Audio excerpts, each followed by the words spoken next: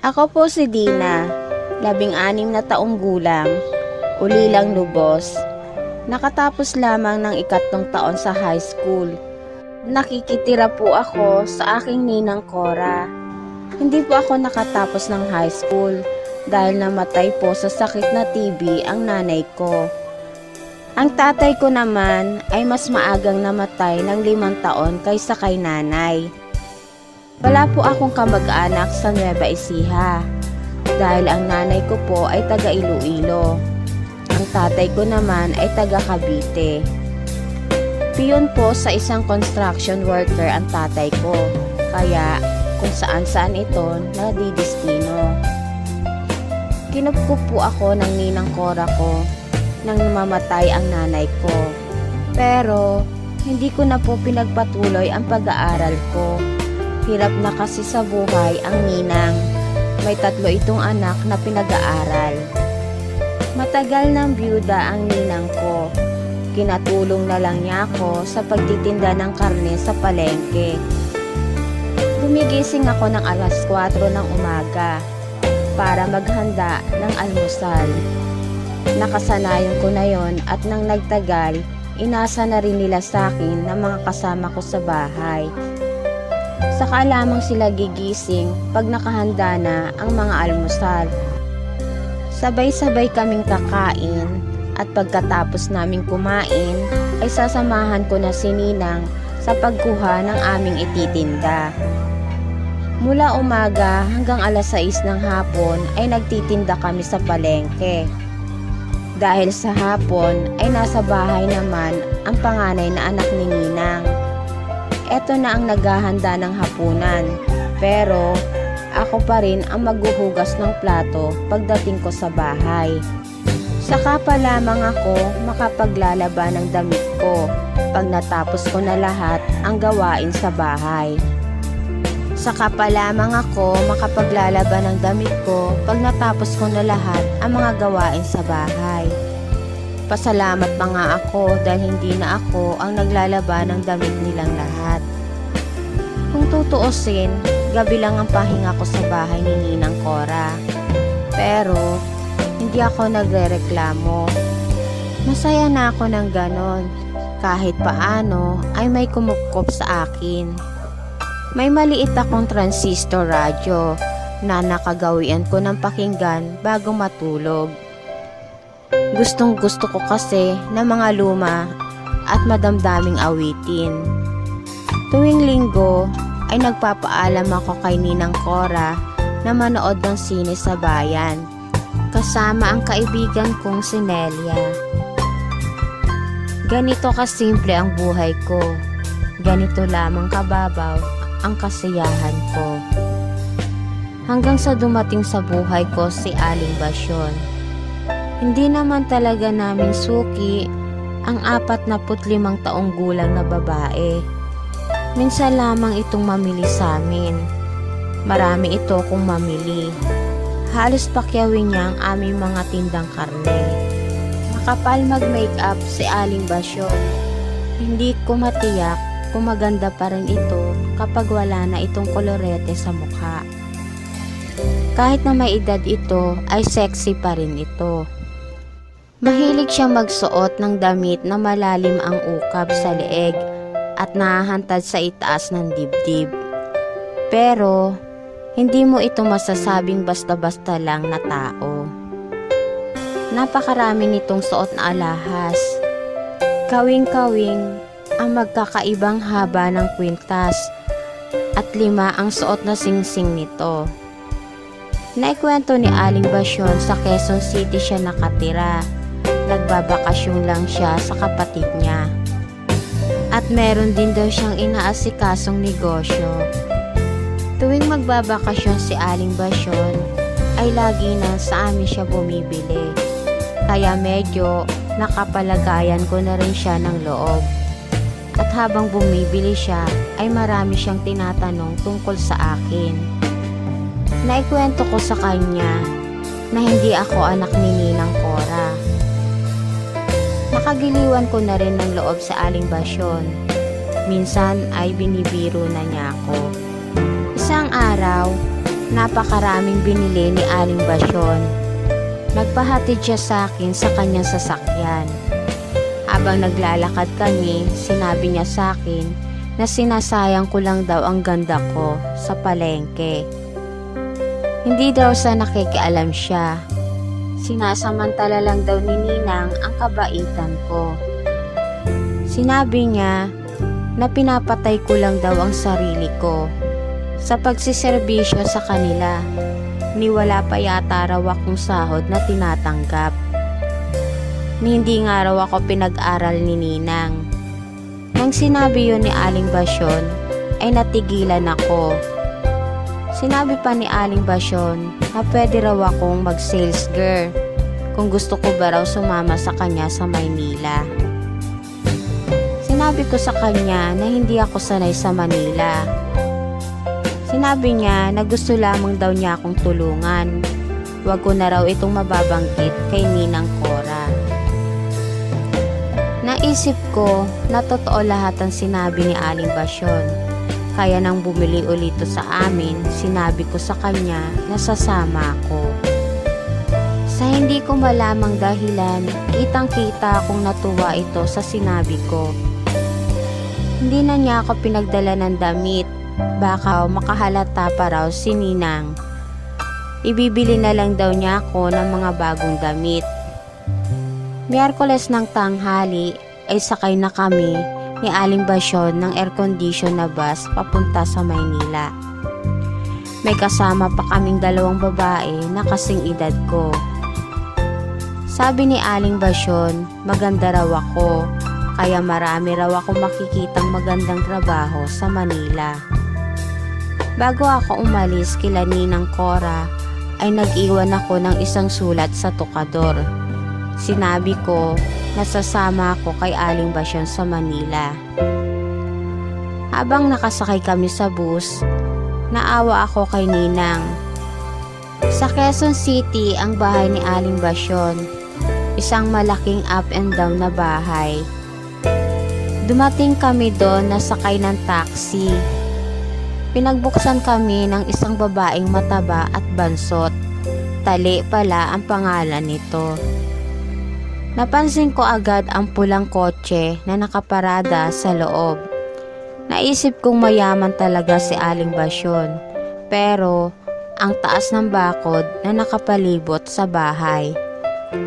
Naisip ko na proteksyon siguro yon para hindi mapasok ng magnanakaw. Sinabi na Aling Basyon na ihatid kami sa kwarto. Asikasuhin daw kaming mabuti, ang sabi nito kay Tali. Hinatid kami ni Tali sa isang kwarto. Kasama ko sa kwarto ang 2 babae. Maganda at malaki ito. Madaldal si Tali. Ilang oras pa lang kami magkasama ay marami na kaming nalamang tungkol kay Aling Basyon. May isang anak raw na lalaki si Aling Basyon. Chester daw ang pangalan nito. Mag-ingat daw kami pag nakita namin si Chester. Lalo na raw ako, ang sabi ni Tali. Sinabi rin ni Tali na hindi mabait si Aling Basyon. Sabay silip sa labas ng aming kwarto. Hindi ako makatulog ng gabi na yon. Maganda naman ang kwarto. At malaki ang kama. At kasyang-kasya kaming 3 ng mga kasama ko. Namamahay siguro ako, ang sabi ko sa isip ko. Lumabas ako ng silid. Balak kong tumulong kay Tali sa paghahanda ng almusal. Gusto ko kasing makita ni Aling Basyon na masipag ako. Habang papalakad ako sa kusina, may nakita akong pinto. Napakaganda ng nakaukit na disenyo na nakapaligid dito. Kaya lumapit ako sa pinto. Nakarinig ako ng tunog ng tubig. Naakit akong buksan ng pinto. Pagbukas ko, may nakita akong isang lalaki na naliligo sa swimming pool. Sa tansya ko ay 21 taong gulang lang ito. Siguro, eto yung sinasabi na anak ni Aling Basyon. Napatingin ito sa akin. Bigla akong napahiya at bigla akong tumalikod. Bigla itong sumugaw, "Hoy babae, lumapit ka rito," ang sabi nito. Lumingon ako sa kanya. Sinabi ng lalaki na ikuha ko siya ng pagkain. Agad akong umalis. Pumunta ako sa kusina para ikuha ito ng pagkain. Sinabi ko kay Tale na nagpapakuha ng pagkain si Chester. Habang naglalakad ako papunta kay Chester, naisip ko na bastos ito, walang galang. Inilapag ko ang pagkain sa mesa. Naliligo pa rin ito. Lumapit ako sa kanya para sabihin na nasa mesa na ang kanyang pagkain. Iabot ko raw sa kanya ang isang basong tubig. Kinuha ko ang isang basong tubig para iabot sa kanya nang bigla niyang hinila ang kamay ko. Nahulog ako sa swimming pool. Hindi ako marunong lumangoy. Hindi ako makahinga. Pakiramdam ko mawawala na ako ng malay. Humihingi ako ng tulong sa kanya pero tawa lang siya ng tawa. Nagulat na lang ako nang biglang may tumulong sa akin, si Mang Felix, ang driver ni Chester. Umiyak ako sa sobrang takot. Ang akala ko katapusan na ng buhay ko. Nang mahimasmasan ako, bigla akong lumapit kay Chester para sampalin ito. Nagulat ang lahat sa ginawa ko. Tumakbo akong palayo. Pumasok ako sa silid, umiyak ako. Nagpasya ako na magpaalam na ako kay Aling Basyon. Uuwi na lang ako sa Nueva Ecija. Lumabas ako ng silid, nakita ko si Aling Basyon. Bagong gising siya. Kwento ko sa kanya ang ginawa ni Chester. Nagalit pa sa akin si Aling Basyon. Hindi raw ako pwedeng umalis, bayaran ko muna daw ang ginastos niya sa akin. Lumabas na ang tunay na ugali ni Aling Basyon. Totoo pala ang kwento ni Tale na hindi mabait si Aling Basyon. Maya-maya lang umalis si Aling Basyon kasama ang dalawang babaeng kasama ko sa kwarto. May trabaho na raw sila. Sinabi ni Aling Basyon na maiiwan raw ako sa kanila. May maganda raw na trabahong nag-aantay sa akin. Medyo natuwa ako sa sinabi ni Aling Basyon. Bukod kay Tale ay may dalawa pang katulong si Aling Basyon. Naisipan kong tumulong kay Tale sa kusina, kaya bumaba ako. Nakita akong nakatayo si Chester sa ibaba ng hagdan. Sinabi niya na gusto niya akong makausap. Tingin ko ay lungkot na lungkot ito, kaya pinakinggan ko kung anong sasabihin niya. Nanghingi siya ng sorry sa ginawa niya sa akin. Maya-maya, nagpadaos-dos ng upo si Chester, sumandal sa dingding, at ipinikit ang kanyang mga mata. Ang hirap-hirap naman ng buhay ko, ang lungkot-lungkot, sabi ni Chester. Natigilan ako sa sinabi niya, kaya tinanong ko siya kung anong problema niya. Yumuko siya at umiyak. May nararamdaman akong awa sa kanya. Problema raw niya ang mama niya at ang buhay niya. Sinabi ko sa kanya na ang sarap nga ng buhay mo. Masarap ba yung kung sino-sinong lalaking nagsusustento sa aming mag-ina? Ang wika ni Chester. Hindi ko alam yon. Ang alam ko kasi kagalang-galang na babae si Aling Basyon. Ang sabi ko sa kanya. Yumuko si Chester. Pabugso-bugso ang pag-iyak niya. Habang mahinang sinasabi nito na anak raw siya ng puta. Nagulat ako nang biglang hawakan ni Chester ang kamay ko. Gusto raw niya akong maging kaibigan. Natigil lang ang aming pag-uusap nang dumating si Mang Felix. Aalis na raw sila ni Chester. Nakita pala kami ni Tale na nag-uusap. Nilapitan niya ako. Sinabi nito na mabait naman daw si Chester. Ilang buwan raw na nawala si Chester. Pinasok raw ito ni Aling Basyon sa ospital. Na-depressed daw ito, kaya nawala ito sa kanyang sarili. Lalo akong naawa kay Chester. Naging malapit kami sa isa't isa ni Chester. Simula raw nang dumating ako sa bahay nila, ay nagbago raw ang buhay niya. Hindi kami nag-uusap ni Chester pag nasa bahay ang mama niya. Isang araw, sinabi ni Aling Basyon sa akin na bibilhan niya ako ng magandang bestida at paaayusan niya ako sa parlor. Ipapakilala raw niya ako sa magiging amo ko. Nalungkot ako, parang ayokong malayo kay Chester. Narinig ni Chester ang sinabi ng mama niya, kaya nagalit si Chester. Hindi mo siya pwedeng isama, mama. Tama na, tumigil ka na sa masama mong ginagawa. Ang sabi ni Chester. Nagtaka ko sa sinabi ni Chester sa mama niya. Nagulat pa ako sa sinabi ni Chester na mahal niya ako. Pag binenta mo siya sa incheck, magpapakamatay ako. Pasigaw na sabi ni Chester. Hindi ako makapaniwala sa mga naririnig ko. Natakot ako. Gusto kong tumakbo. Nakita akong sumenya si Aling Basyon kay Mang Felix. Umarang si Mang Felix sa pinto. Lalo akong natakot. Tumingin ako kay Chester. Umiiyak ito na nagmamakaawa sa mama niya.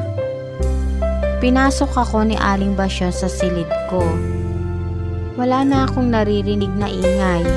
Tahimik na ang paligid.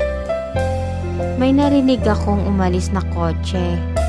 Maya-maya lang, may narinig akong mahihinang katok sa pinto ng aking silid.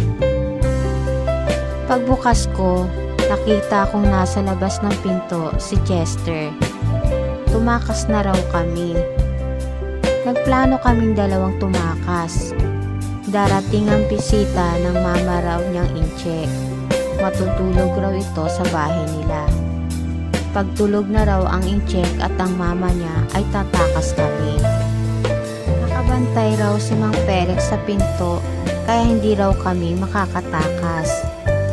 Alas 9 ng gabi, dumating ang incheck at ang mama ni Chester. Tumiretso ang mga ito sa silid ni Aling Basyon. Hinintay muna naming matulog ang mga katulong nila. Maya-maya lang, bumaba kami ni Chester para tumakas. Habang papalabas kami ng bakod, nakita kami ng mama ni Chester sa bintana. Nagsisigaw ito. Nagising si Mang Felix. Inabol kami. Kung saan-saan kami tumakbo ni Chester para hindi kami mahabol ni Mang Felix. Mabagal tumakbo si Mang Felix, may edad na kasi ito, kaya hindi niya kami naabutan. Isinama ako ni Chester sa police station para isumbong ang mama niya sa pagbebenta ng mga babae sa mga incheck. Kumukuha ng mga inosenteng babae sa mga probinsya si Aling Basyon. Magpapanggap itong mabait at mangangakong bibigyan sila ng magandang trabaho. Ang hindi nila alam ay ibebenta lang sila ni Aling Basyon. Naisip ko kung hindi dahil kay Chester, siguro na ibenta na rin ako ni Aling Basyon sa mga incheck. Nagulat si Aling Basyon nang dumating si Chester at ang mga pulis sa bahay nila. Matagal na palang pinaghahanap si Aling Basyon ng mga pulis dahil sa mga nawawalang babaeng nire-recruit niya. Hindi makapaniwala si Aling Basyon na magagawa ito ng kanyang anak sa kanya. Umiiyak si Chester. Ayaw niya sanang makulong ang nanay niya. Kaya lang, kailangang pagbayaran ni Aling Basyon ang mga kasamaang ginawa niya. Kasabwat rin ni Aling Basyon si Mang Felix, kaya nakulong din ito. Binenta ni Chester ang tinitirhan nilang bahay. Ang napagbentahan nito ay binili niya ng maliit na bahay. Tinutulungan ko si Chester na magbagong buhay. Sa una ay malungkot siya dahil sa ginawa niyang pagpapakulong sa mama niya. Lagi niyang dinadalaw sa kulungan ang mama niya, kahit na galit ito sa kanya. Alam niya kasi na balang araw ay mapapatawad siya nito. Sa ngayon, magkasama kami ni Chester. Magkasama kaming bumubuo ng mga pangarap naming dalawa. At dito na po nagtatapos ang aking kwento. Salamat.